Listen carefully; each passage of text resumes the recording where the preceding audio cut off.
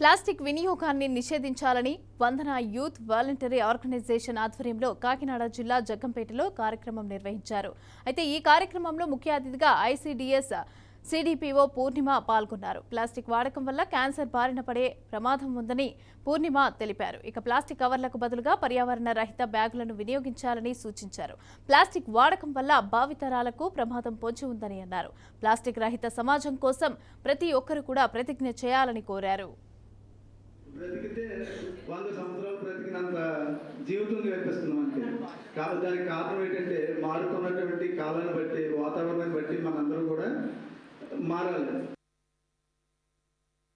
ఈ ప్లాస్టిక్ అనేది భూమిలో కనిపించకపోతే 400 సంవత్సరాల వరకు పోదంటారు, కానీ అది 700 సంవత్సరాల వరకు అలాగే ఉంటుంది. దానివల్ల ఏంటంటే ఆ ఎఫెక్ట్ మన అందరికీ కూడా పడుతుంది.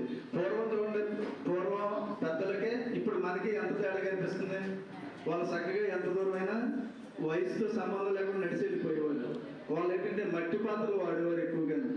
కానీ ఇప్పుడు మనం కనీసం 50 సంవత్సరాలు బ్రతకాలంటేనే బ్రతికితే 100 సంవత్సరాలు బ్రతికినంత జీవితం నేర్పిస్తున్నాం అంతే.